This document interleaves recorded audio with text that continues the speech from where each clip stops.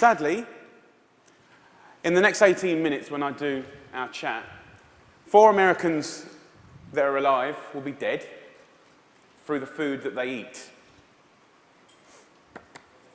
My name's Jamie Oliver. I'm 34 years old. I'm from Essex in England. And for the last 7 years, I've worked fairly tirelessly to save lives in my own way. I'm not a doctor.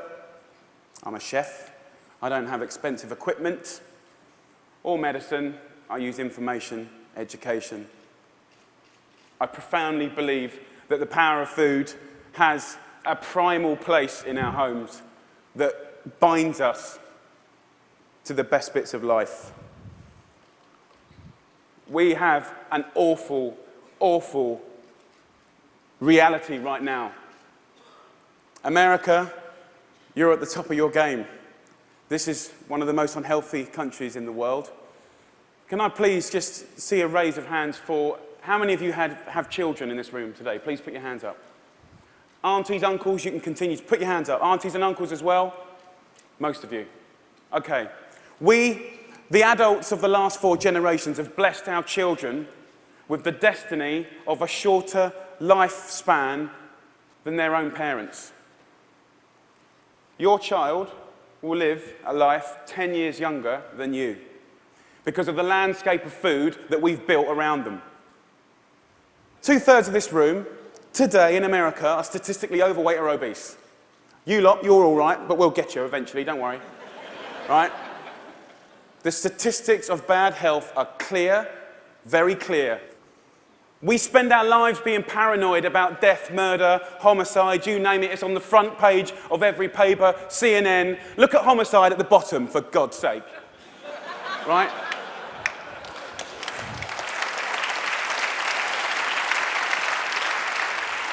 Every single one of those ones in the red is a diet-related disease. Any doctor, any specialist will tell you that. Fact. Diet-related disease is the biggest killer in the United States right now, here today. This is a global problem. It's a catastrophe. It's sweeping the world. England is right behind you, as usual.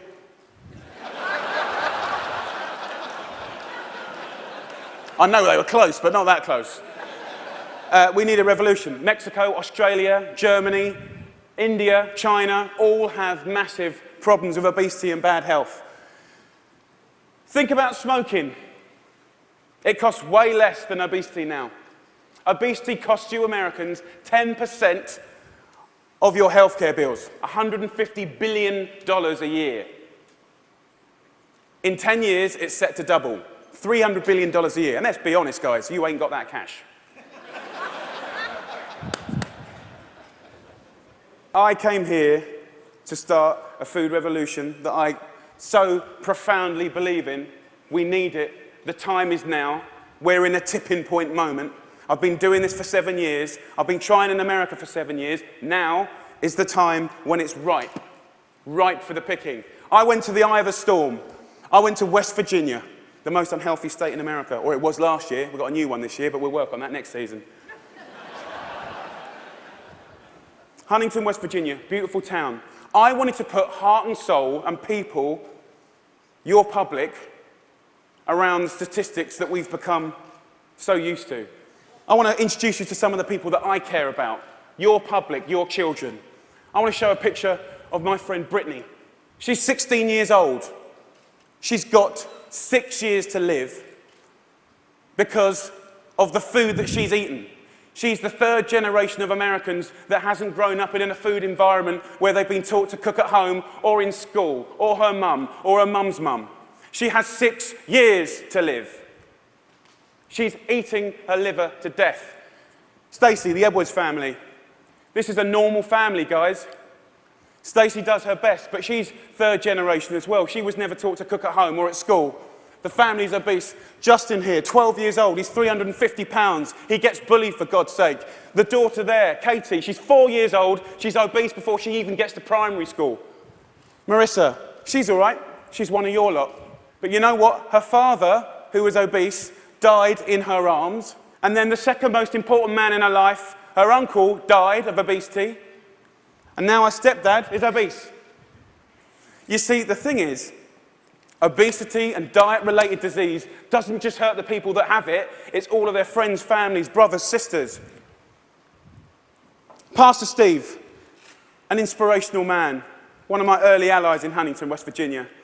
He's at the sharp knife edge of this problem. He has to bury the people, okay? And he's fed up with it. He's fed up with burying his friends, his family, his community. Come winter, 3 times as many people die. He's sick of it. This is preventable disease, waste of life. By the way, this is what they get buried in. We're not geared up to do this. Can't even get them out the door, and I'm being serious. Can't even get them there, forklift. Okay, I see it as a triangle, okay? This is our landscape of food. I need you to understand it. You've probably heard all this before, but let's just go back over it. Over the last 30 years, what's happened that's ripped the heart out of this country? Let's be frank and honest. Well, modern day life. Let's start with the main street. Fast food has taken over the whole country, we know that. The big brands are some of the most important powers, powerful powers in this country. Supermarkets as well. Big companies, big companies. 30 years ago, most of the food was largely local and largely fresh. Now, it's largely processed and full of all sorts of additives, extra ingredients, and you know the rest of the story. Portion size is obviously a massive, massive problem. Labelling is a massive problem. The labelling in this country is a disgrace. They want to self-police themselves. The industry want to self-police themselves. What, in this current climate? They don't deserve it. How can you say something is low fat when it's full of so much sugar? Home. The biggest problem with the home is that used to be the heart of passing on food culture, what made our society. That ain't happening anymore. And you know what, as we go to work and as life changes and as life always evolves, we kind of have to look at it holistically, step back for a moment and readdress the balance. It ain't happening, hasn't happened for 30 years, okay? I want to show you a situation that is very normal right now, the Edwards family. Let's have a talk. This stuff goes through you and your family's body every week. And I need you to know that this is going to kill your children early. How are you feeling? I'm just feeling really sad and depressed right now. That, I want my kids to succeed in life, and this isn't gonna get them there. But I'm killing them. Yes, you are. You are. But we can stop that. Normal. Let's get on schools, something that I'm fairly much a specialist in. Okay, school. So what is school? Who invented it? What's the purpose of school? School was always invented to arm us with the tools to make us creative, be able to do wonderful things, make us earn a living, etc., etc., etc. It's been kind of in this sort of tight box for a long, long time, okay? But we haven't really evolved it to deal with the health catastrophes of America, okay? School food is something that most kids, 31 million a day actually, have twice a day, more than often, breakfast and lunch, 180 days of the year. So you could say that school food is quite important, really, judging the circumstances.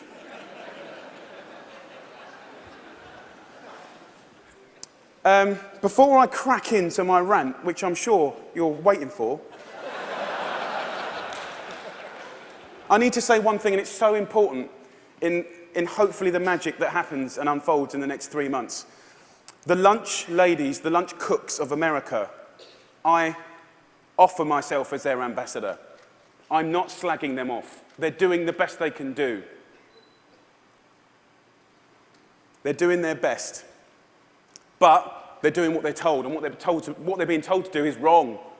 The system is highly run by accountants. There's not enough or any food knowledgeable people in the business. There's a problem. If you're not a food expert and you've got tight budgets and it's getting tighter, then you can't be creative. You can't duck and dive and write different things around things. If you're an accountant and a box ticker, the only thing you can do in these circumstances is buy cheaper shit. Now, the reality is the food that your kids get every day is fast food. It's highly processed. There's not enough fresh food in there at all. You know, the amount of additives, E-numbers, ingredients you wouldn't believe. There's not enough veggies at all. French fries are considered a vegetable. Pizza for breakfast. They don't even get given crockery. Knives and forks, no, they're too dangerous. There's scissors in the classroom, but knives and forks, no.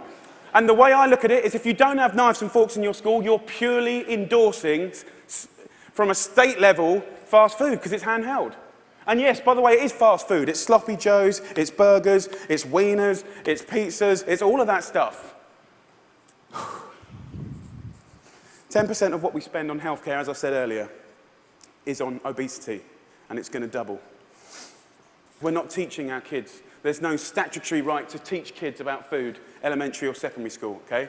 We don't teach kids about food, right? And this is a little clip from an elementary school, which is very common in England. Who knows what this is? Potatoes. Potato? So you think these are potatoes? Do you know what that is? Do you know what that is? Broccoli. What about this? Our good old friend. Do you know what this is, honey? Celery. No. What do you think it is, darling? Onion. Onion, no. Immediately you get a really clear sense of, do the kids know anything about where food comes from? Who knows what that is?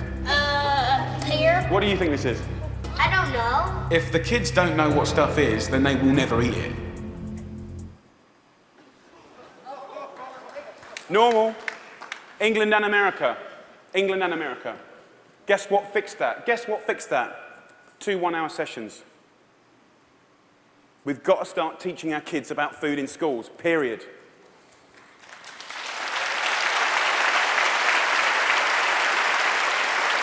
I want to tell you about something that kind of epitomizes the trouble that we're in, guys, okay? I want to talk about something so basic as milk.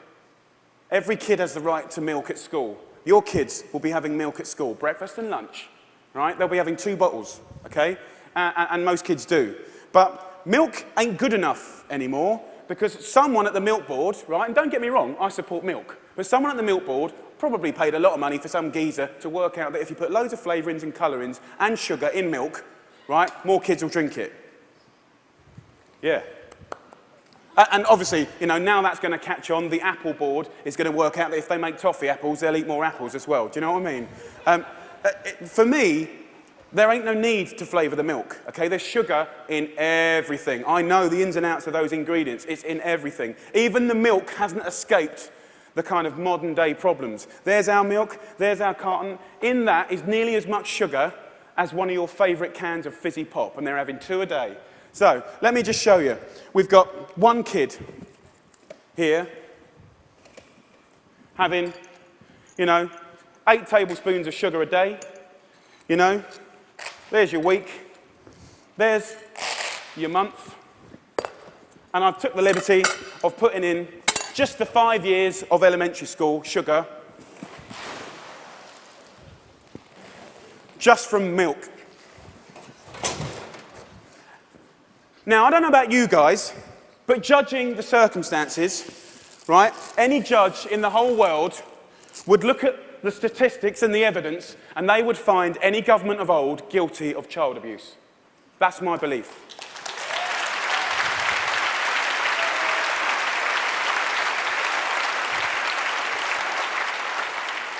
Now, if I came up here, and I wish I could come up here today, and hang a cure for AIDS or cancer, you'd be fighting and scrambling to get to me. All this bad news is preventable. That's the good news. It's very, very preventable. So let's just think about, we've got a problem here, we need to reboot. Okay, so in my world, what do we need to do? Here's the thing, right? It cannot just come from one source. To reboot and make real, tangible change, so that I can look you in the white of the eyes and say, in 10 years' time, the history of your children's lives, happiness, and let's not forget, you're clever if you eat well, you know, you're going to live longer, all of that stuff, it will look different, okay? So, supermarkets. Where else do you shop so religiously? Week in, week out. How much money do you spend in your life in a supermarket? Love them. They just sell us what we want, all right. They owe us to put a food ambassador in every major supermarket. They need to help us shop. They need to show us how to cook quick, tasty, seasonal meals for people that are busy. This is not expensive. It is done in some, and it needs to be done across the board in America soon and quick. The big brands, you know, the food brands, need to put food education at the heart of their businesses. I know, easier said than done. It's the future. It's the only way. Fast food. With the fast food industry, you know, it's very competitive. I've had loads of secret papers and dealings with fast food restaurants. I know how they do it. I mean, basically, they've weaned us on to these hits of sugar, salt, and fat, and X, Y, and Z, and everyone loves them, right? So these guys are going to be part of the solution, but we need to get the government to work with all of the fast food purveyors and the restaurant industry, and over a 5, 6, 7-year period, wean us off the extreme amounts of fat, sugar, fat, and all the other non-food ingredients. Now, also, back to the sort of big brands, labelling, I said earlier, is an absolute farce and has got to be sorted. Okay, school. Obviously, in schools, we owe it to them to make sure those 180 days of the year, from that little precious age of 4 to 18, 20, 24, whatever, they need to be cooked proper, fresh food from local girls on site, okay? There needs to be a new standard of fresh, proper food for your children. Yeah?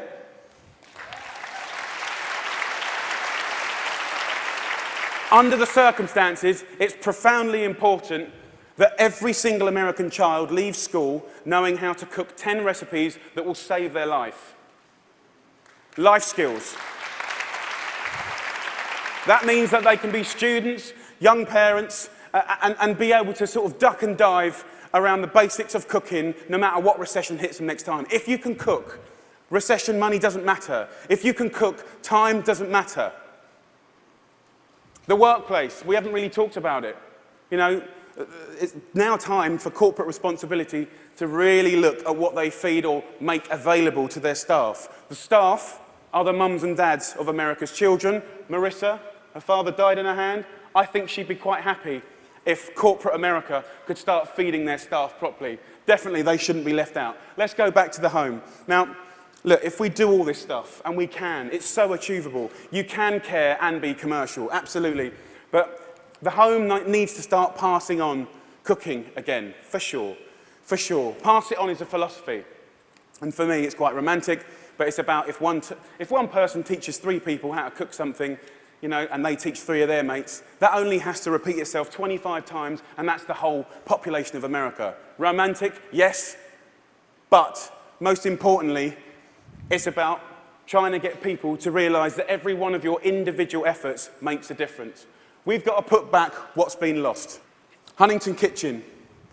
Huntington, where I made this programme, you know, we've got this primetime programme that hopefully will inspire people to really get on this change. I truly believe that change will happen. Huntington Kitchen, I work with a community. I worked in the schools. I found local sustainable funding to get every single school in the area from the junk onto the fresh food. $6.5 grand per school. That's all it takes, $6.5 grand per school. The kitchen is 25 grand a month, okay? This can do 5,000 people a year, which is 10% of their population, and it's people on people. You know, it's local cooks teaching local people. It's free cooking lessons, guys. Free cooking lessons in the main street. This is real tangible change. Real tangible change. Around America, if we just look back now, there's plenty of wonderful things going on. There's plenty of beautiful things going on. There are angels around America doing great things in schools, farm-to-school setups, garden setups, education. There are amazing people doing this already. The problem is they all want to roll out what they're doing to the next school and the next, but there's no cash. We need to recognize the experts and the angels quickly, identify them, and allow them to easily find the resource to keep rolling out what they're already doing and doing well. Businesses of America need to support Mrs. Obama to do the things that she wants to do.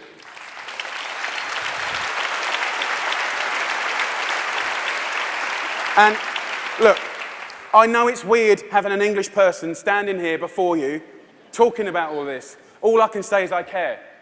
I'm a father, and I love this country. And I believe truly, actually, that if change can be made in this country, beautiful things will happen around the world. If America does it, I believe other people will follow. It's incredibly important.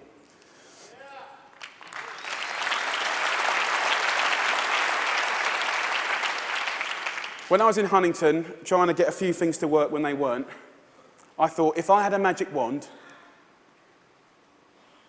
what would I do? And I thought, you know what, I'd just love to be put in front of some of the most amazing movers and shakers in America. And a month later, Ted phoned me up and gave me this award. I'm here. So my wish.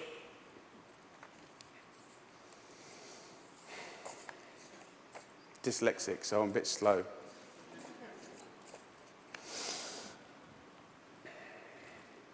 My wish is for you to help a strong, sustainable movement to educate every child about food, to inspire families to cook again, and to empower people everywhere to fight obesity.